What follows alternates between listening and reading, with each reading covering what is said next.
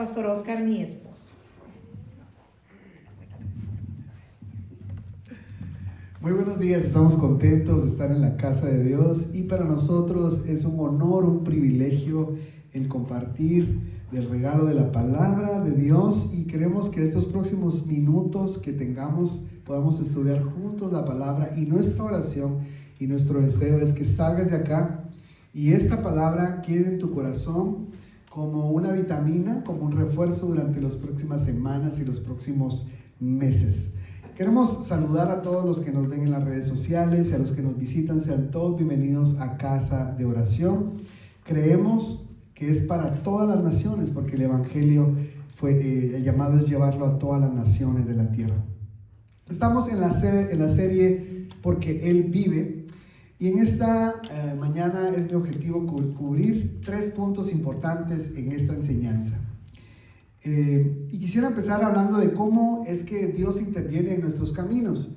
Muchas veces nosotros nos vamos en nuestros caminos y en nuestros caminos, que a veces la mayoría no son buenos, clamamos a Dios para que venga a rescatarnos y nos lleve a su camino. La Biblia dice que Él es el camino porque tiene que rescatarnos de nuestros caminos equivocados para llevarnos al camino correcto. Me acuerdo en una ocasión, tenía como unos 6, 7 años, andábamos visitando una tía, mi familia, y estábamos en la casa de mis tíos. Yo me acuerdo que tengo un primo de mi edad y vi que tenía un juguete y me llamó la atención y le digo, ¿ese juguete dónde lo encontraste? Y me dice, lo venden allá en una tienda. Y como han de saber ustedes, cuando se juntan las familias, los adultos, comienzan a platicar y a veces los niños, ellos hacen ahí sus propios planes y ni cuenta nos damos los adultos por estar platicando. Entonces me acuerdo que llegué con mi mamá y le dije, mamá, ¿me das un quetzal? O sea, el equivalente, algo como $1, ¿no? Y se sacó el dinero y me lo dio y ellos, jajaja, así como las familias que se ríen y platicando. Entonces le digo, aquí tengo esto y me dice, con eso te alcanza. Sí, te alcanza, vámonos. Y nos fuimos. Y se quedaron todos los adultos platicando, comiendo. Y los 2 niños de 6 años agarramos camino. Y comenzamos a caminar, yo me acuerdo que iba caminando y le decía, platicando esto y lo otro. De repente me di cuenta que se sentó, mi primo, se sentó a la orilla de la calle. Y le digo, ¿por qué pasó? Nos perdimos. ¿Cómo que nos perdimos? Sí, nos perdimos. ¿Y qué hacemos? Pues regresémonos. No, es que ni siquiera sé cómo regresarnos. Entonces nos sentamos a la orilla de la calle y yo diría que pasaron horas. Entonces llegó un punto donde él comenzó a llorar y yo comencé a llorar porque ya iba a ser de noche y pasó una familia y nos dice, ¿qué pasó? Que mi papá y mi mamá, ¿dónde viven? No sabemos la dirección. Le dije a tu primo, no sé mi dirección, 6 años. Y me acuerdo que las personas nos cargaron y a estas alturas no sabemos a dónde nos iban a llevar. Subiéndonos al bus estábamos cuando apareció mi mamá, mi papá, mis tíos. Esos son nuestros hijos y que no sé qué, pero ¿cómo sabemos que son sus hijos? No, los vamos a dar a la policía, no, que esto y lo otro. En fin, entonces ya mi papá me cargó y ya pudimos regresar a casa. Lo que quiero darte con este ejemplo es que la mayoría de veces nosotros emprendemos caminos los cuales creemos que son correctos, pero terminan siendo caminos equivocados. Y Dios, como un padre bueno que es, siempre nos tiene que estar rescatando y traernos a su camino.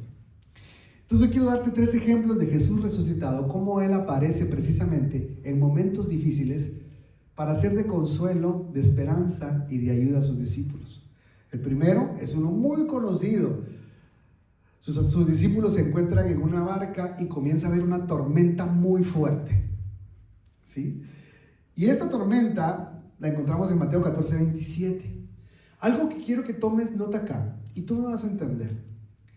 Que Jesús no llegó antes de la tormenta ni después de la tormenta, sino durante la tormenta. Esto es algo importante porque a nosotros nos gusta siempre estar prevenidos. Nos gusta tener un plan A y un plan B. Nos gusta tener estabilidad. Y una de las frases muy importantes que guardé en mi corazón es que la verdad es que no existe la estabilidad. Nosotros cambiamos, éramos jóvenes, Había una canción muy popular a los que son de los 80, si eres joven aún, mañana viejo serás. Nuestro cuerpo cambia, nuestra personalidad cambia, nuestro humor cambia, la tierra gira, el sol rota, el universo, todo, no existe estabilidad. La única estabilidad que existe en el universo es el trono de Dios, que es inamovible. Todo lo demás constantemente está cambiando. Entonces nosotros nos gusta lo estable, lo seguro, lo fijo. Por eso tenemos aseguranza de vida, por eso tenemos todos estos recursos que nos hablan de una estabilidad. Y cuando los discípulos se encuentran en la tormenta, vemos a un Jesús que pudo aparecer para prevenir la tormenta, o un Jesús que pudo llegar después de la tormenta, pero llega exactamente en el momento más complicado de la situación. Yo no sé si te ha pasado eso, que tú puedas decir: Señor, ¿por qué permitiste que pasó esto? O Señor, ¿por qué no apareciste después que pasó para consolarme? No, en medio, cuando sientes que ya no puedes dar un paso, ocurre un milagro de Dios. Los discípulos se encuentran en un momento de la tormenta. Ahora, yo no he estado todavía en un crucero, pero las personas que conozco que han ido a un crucero dicen que estar en una tormenta en un barco es más, digamos, aterrador que la turbulencia de un avión. No me pregunté, yo no he estado, pero las personas con las que he platicado dicen: no, una tormenta, estar en un barco, no se compara a la turbulencia de un avión. Los discípulos eran pescadores de profesión, ellos no se asustaban de cualquier cosa. Quiere decir que era una tormenta donde ellos sabían que podían morir. Y precisamente en medio de la tormenta aparece Jesús con estas palabras. Y Jesús dice en Mateo 14:27, pero Jesús les habló de inmediato en la tormenta. Cuando Jesús aparece hay dos formas que Él se manifiesta. Número uno, por supuesto, su presencia, y luego su palabra. Aparece Jesús y les dice: no tengan miedo. Yo no sé por qué estás pasando hoy, si te encuentras en una tormenta emocional, en una tormenta económica o en una tormenta de salud, no sé. Y probablemente Jesús hubiera podido aparecer antes para prevenir esa situación. Pero Jesús aparece, y va a aparecer precisamente en el momento indicado para decirte: no tengas miedo. No tengas miedo. La segunda expresión es: ten ánimo. Y la tercera: yo estoy aquí. Es la forma que me sentí cuando iba con cuando mi primo y yo íbamos con extraños en los brazos que no sabíamos a dónde nos iban a llevar. Y de repente apareció mi papá y dijo: él es mi hijo, démenlo. Y nos cargó, y me sentí que estaba otra vez en el lugar correcto. Hoy Dios te dice: no tengas miedo. Estás en medio de una tormenta. No puedes controlar la tormenta. No puedes detener esa situación. Hiciste lo humanamente posible. Nosotros tenemos que entender que muchas veces estas dos manos no van a poder arreglar la tormenta. Y como dirían los gringos, it's okay. No pasa nada. Dios va a aparecer y te va a decir esas tres palabras. Lo primero es: no tengas miedo. Porque muchas veces tenemos miedo. ¿Y si me pasa esto? ¿Y qué va a pasar si esto no sucede? Pero es que y comenzamos. Dios dice: alto, no tengas miedo. Y la segunda es todo lo contrario: ten ánimo. Pero este ánimo ya no depende de tu fuerza. Este ánimo ya no depende de tu capacidad o en tu inteligencia, porque tú ya hiciste lo que tenías que hacer. Dice: no tengas miedo, ten ánimo, porque yo ya estoy aquí. Él se va a encargar de hacer lo que tú no puedes hacer. Tú ya hiciste lo humanamente posible, tú ya te esforzaste y te sacrificaste. Deja que Él tome control de la tormenta. Ese camino que escogiste, que terminó en un problema, deja que Él entre y te ponga en el camino correcto. El segundo ejemplo que quiero darte es cuando Jesús resucita, y dice la Biblia que dos discípulos salen de Jerusalén a Emaús, alrededor de 12 kilómetros, 11 kilómetros. Jesús había sido crucificado. Los discípulos estaban totalmente tristes, habían perdido todo tipo de esperanza. Jesús, su amigo, el maestro, había sido crucificado, había sido sepultado, y todos los milagros Y todas las maravillas que habían pasado durante 3 años, que habían dado la vuelta a todo Jerusalén, él había muerto. Jerusalén quiere decir ciudad de paz. Los discípulos habían perdido la paz. Y al perder la paz, comienzan a caminar, salen de la ciudad de la paz y comienzan a caminar a Emaús. Tristes, desconsolados. ¿Has perdido la paz en algún momento?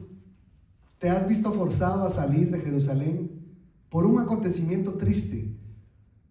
Por un suceso que vino a afectar a tu familia, tu economía, o que vino a afectar tus emociones. Y los discípulos comienzan a caminar 11 kilómetros. Y cuando van caminando, en su tristeza, aparece Jesús y comienza a caminar con ellos. Comienza a platicar con ellos. Y les dice, ¿a dónde van? No, vamos a Emaús. Emaús quiere decir lugar de primavera. Y lo que quiero decirte acá es que en esos 11 kilómetros ocurrieron algunos puntos muy importantes que quiero traducirte. Dice, la muerte de Jesús había impactado la fe y la esperanza de los discípulos. Ellos caminaban tristes, desorientados, sin entender el propósito de su dolor. Pero Jesús resucitado se les une en el camino. ¿Hay algún tipo de dolor que tengas que te hizo salir de Jerusalén, el lugar de paz? Quiero decirte que Jesús va a llegar en el momento indicado y va a caminar a tu lado para hacer estas siguientes cosas. Número 1, dice que comenzó a hablarle de las Escrituras y comenzó a hablarles de la Biblia. Y ellos le dicen, ¿no sabes lo que pasó en Jerusalén? Jesús murió. Y él les dice, ¿no han leído la Biblia? La Biblia dice que les enseñó desde el Antiguo Testamento y durante 11 kilómetros hablaron de la Biblia y de las Escrituras. Y después de caminar mucho tiempo, cuando ya iba a atardecer, dice que llegaron al lugar donde ellos, en su destino final, y le dicen, oye, no te vayas, quédate a comer con nosotros. A este punto ellos no sabían que era Jesús. Jesús entra y dice que parten el pan, y cuando están a punto de comer, dice que los ojos de ellos se abrieron y vieron que era Jesús. Y luego Jesús se desaparece. Muchas veces en nuestra vida, en nuestros lugares de paz, en nuestros lugares de seguridad, vamos a vernos a veces obligados a salir, a buscar un camino y una alternativa. Pero quiero decirte que en ese salir, Jesús va a unirse a ese camino que escogiste para volverlo un lugar de esperanza. Jesús se manifestó, les enseñó el propósito y les hizo entender que el propósito del dolor era entender no el propósito de ellos y de su dolor, sino el propósito de Dios en la vida de los discípulos.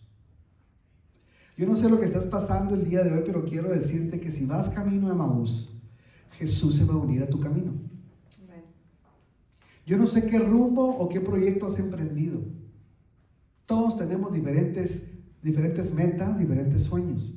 Pero cualquiera que sea, y cualquiera que haya sido la razón por la que escogiste ese camino, quiero decirte que Jesús se va a unir a tu caminata. Y en esa caminata vas a tener conversaciones con Él. Él se va a manifestar a través de la Biblia. Él se va a manifestar a través de conversaciones contigo. ¿Qué proyecto es? Matrimonio, trabajo, familia, no sé, pero Jesús se va a unir a Emaús. Te va a cambiar y te va a transformar. El tercer punto que quiero compartir contigo, la experiencia de cómo Jesús entra en momentos de dificultad para cambiarlos, es, leo Lucas 24:32 para terminar el punto 2. Cuando ellos saben que es Jesús y se abren los ojos, y Jesús desaparece, dice en Lucas 24:32, no ardía nuestro corazón mientras Él nos hablaba en el camino y nos explicaba las Escrituras. El tercer punto, Jesús llega a tu vergüenza para darte asignación. Seamos honestos, muchos de nuestros caminos son caminos que nos han llevado a vergüenza. Son caminos que nos han llevado a derrota. Han sido malas decisiones. Y ha habido consecuencias de nuestras malas decisiones. Y todos nosotros hemos pasado por eso. No tuviste que hacer esa compra. No tuviste que tomar esa decisión. No debiste de hacer eso. Emprendiste un camino equivocado y ha habido consecuencias. Y una de las consecuencias más grandes cuando tomamos el camino equivocado es que cuesta que nosotros nos perdonemos. Dios nos perdona. Muchas veces nuestra familia, tus amigos te perdonan, pero hay un proceso interno de poder perdonarte por esa mala decisión. Porque a la luz de la justicia humana y a la luz de la justicia bíblica, 100% somos culpables. ¿Cuántos se han sentido así alguna vez? Yo me he sentido así muchas veces. Una forma de defenderme: soy culpable, tomé una mala decisión. Así se sentía Pedro. El que se creía, el que se veía a sí mismo como el super compa de Jesús, que cuando Jesús se encontraba en una pelea sacó una navaja y lo probó, le quitó la oreja al soldado romano. Pedro sí, tocar a un soldado romano era el equivalente de tocar hoy en día a un Navy SEAL. Tocar a un soldado romano era literalmente jugar, sentencia a muerte. Pedro, humanamente, él sí dio la vida por Jesús. Sacó la navaja y dijo: no toquen al maestro. Cortó la oreja del romano. Si Jesús no llega a reparar la oreja del romano, ahí mismo hubiera tronado Pedro. El imperio romano no toleraba tocar a un soldado romano. Y ese camino que toma Pedro de violencia, Jesús lo tiene que reparar. Cuando le reparan la oreja al soldado romano, Pedro dijo: gracias Jesús, porque si no aquí mismo hubiera terminado mi corrido, diría alguien, ¿no? Pero lo demostró. Sin embargo, cuando Jesús está siendo golpeado y escupido y bofeteado y le dice a alguien: ese que está ahí se viste como Jesús, habla como Jesús, paréntesis. La gente tiene que distinguir entonces los discípulos de Jesús desde la forma que hablan. Y llámame religioso, pero dice que hasta la forma que vestía. Bueno, en fin, cierro paréntesis. Pero lo interesante acá es que Pedro dice: yo no lo conozco. Qué duro, ¿no? Y yo no quiero imaginarme que Jesús lo volteó a ver, porque rasga el corazón. Y luego pasan unos minutos y le vuelven a decir: no, él sí, lo vimos con él. Y Pedro dice: no sé quién es. Y luego una tercera vez dice: no sé quién es. Cuando Jesús muere en la cruz, Pedro desaparece, y Pedro tenía una carga de haber sido un traidor. El único que había creído en él y lo hizo pescador a ser alguien que le hablaba a las multitudes. El que lo sacó de ser un trabajador regular a un hombre que sanaba enfermos. El que creyó en él para restaurarlo, formarlo y hacerlo líder. Pedro lo traicionó en sus últimos minutos de vida. Cuando Jesús muere, Pedro dice que volvió a pescar. Yo no veo a un Pedro feliz. Yo veo a un Pedro llorando en la barca, diciendo: qué cobarde fui, traicioné a mi amigo. Y me imagino que tal vez llegó a dudar que era Dios, porque dijo: y si no fue Dios, lo traicioné, fue mi amigo. Se le olvidó que iba a resucitar. Entró la duda, la oscuridad. Y en ese momento de vergüenza, dice que Jesús aparece. Pedro está pescando, ustedes lo pueden leer en Juan 21. Jesús aparece en la barca, y es ahí donde dice Pedro, dicen: es un fantasma. Dice: no, soy Jesús. Y es ahí donde Pedro dice: quiero caminar hacia ti. Porque quería acercarse para decirle: perdóname, dame una oportunidad de decirte perdóname. Por eso camina en el agua. Y cuando llega y se está ahogando, lo levanta. Pero yo no sé si usted ha leído lo que sigue. Dice que llegaron a la playa y Jesús ya les había cocinado unos peces. Dice que Jesús había asado unos peces y comenzaron a comer. Yo imagino que Pedro no veía a Jesús a los ojos. Había traicionado a su amigo. Y de repente Jesús abre el diálogo. Me imagino que Pedro estaba llorando. Me imagino que esas veces que te ha tocado que lloras y no puedes hablar, y le dice Jesús, Pedro. Pedro voltea y por primera vez lo vuelve a ver a los ojos, ¿verdad? Pero no le dijo, ¿por qué me traicionaste? ¿Cómo pudiste decir que no me conocías, que no comiste conmigo? No, Jesús no dice nada de eso. Jesús le dice, Pedro, ¿me amas?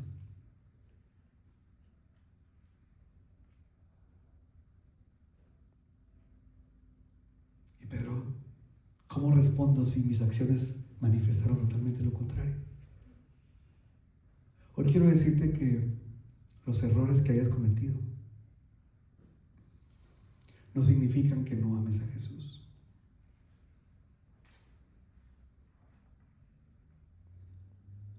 Y Pedro responde, sí, aunque te traicioné, aunque no tenga sentido, aunque sea una contradicción, quiero que sepas que sí te amo.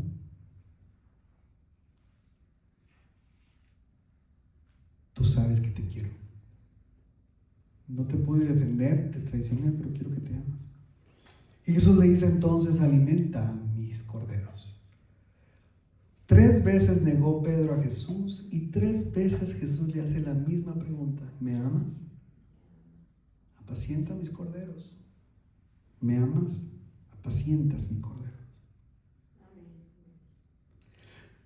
Quiero que sepas que el momento más vergonzoso de tu historia y de mi historia por escoger caminos equivocados, Jesús nos busca ahí para en ese momento de vergüenza darnos un propósito y una asignación. A la mente humana no tiene sentido decir que amo a alguien, mis acciones dicen lo contrario. Pero en la mente de Dios, que conoce nuestra humanidad, sabe que en nuestras imperfecciones y en nuestros pecados y en nuestras fallas, Él puede perdonarnos y darnos un propósito que ni siquiera pudiéramos imaginar. ¿Ustedes creen que Pedro al momento de negar a Jesús calificaba para ser el apóstol Pedro? Que 2000 años después estaríamos hablando de él si negó 3 veces a Jesús. Sus credenciales habían sido totalmente ya eliminadas, borradas.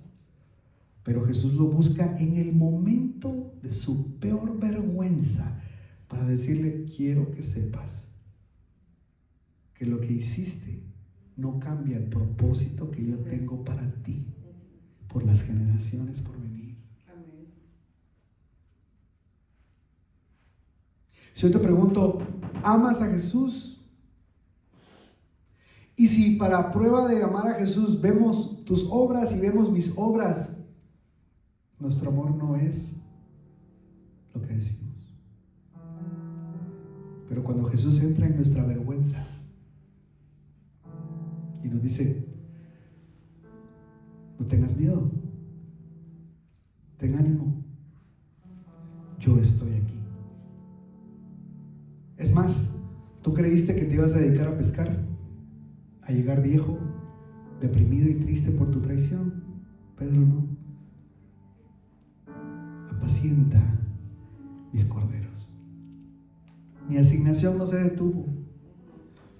Hoy quiero decirte que ya sea una tormenta por la que estés pasando, hoy quiero decirte que ya sea que hayas emprendido un camino de Jerusalén a Emaús en un momento de dificultad, o si hay un recuerdo de vergüenza en tu vida, quiero decirte que Dios, que Jesús interviene para cambiar todo lo negativo a una asignación con propósito. Amén. Amén. Quiero invitarte a que te pongas de pie.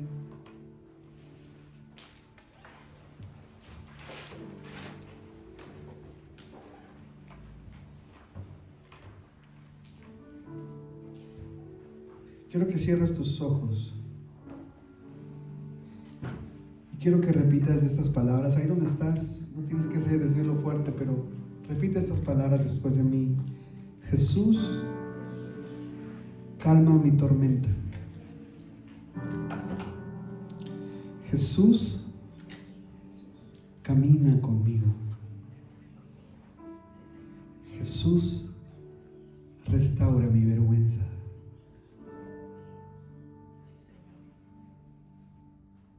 Padre, yo te doy gracias por cada una de estas personas que está acá. Señor, ellos han abierto sus labios para decirte que llegues a la tormenta. Ellos han abierto sus labios para decir, camina conmigo.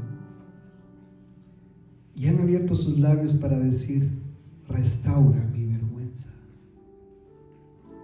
El Espíritu de Dios en este momento está limpiando tu vida desde tu cabeza hasta tus pies. Ante los ojos de Dios, eres una nueva creación. Y Jesús resucitado calma las tormentas, camina a tu lado y restaura toda vergüenza que el enemigo quiera usar en contra de ti. Tu propósito no fue afectado para nada. Dios no pierde. Y Él busca a sus hijos. Aunque hayas escogido el camino equivocado, de pequeño, de joven, de adulto, Él va a llegar a ese momento y ahí mismo te va a encontrar. ¿No es esa la oveja perdida? Que se perdió voluntariamente. Y el pastor la encontró en la oscuridad, golpeada, con miedo, con temor. Y ahí la cargó y la puso en su hombro y la regresó al redil. La oveja es incapaz de regresar sola o de curarse sola. Necesita al buen pastor. Y el buen pastor entra en la tormenta, camina con nosotros y restaura nuestra vergüenza.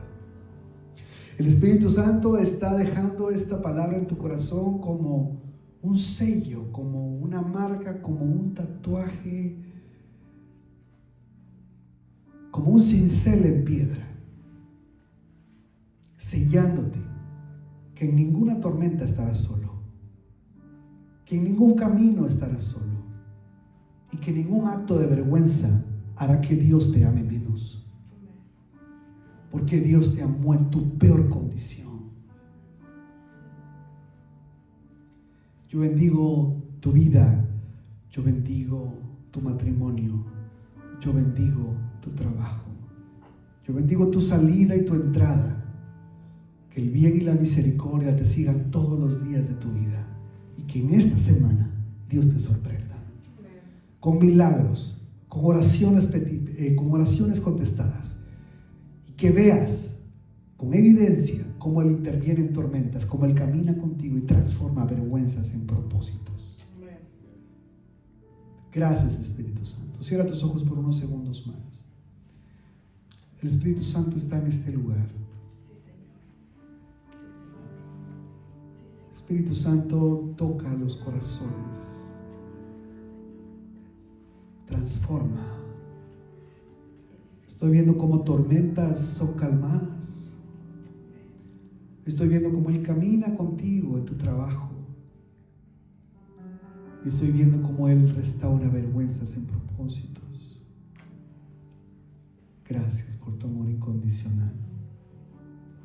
En el nombre de Jesús. Gracias, Señor.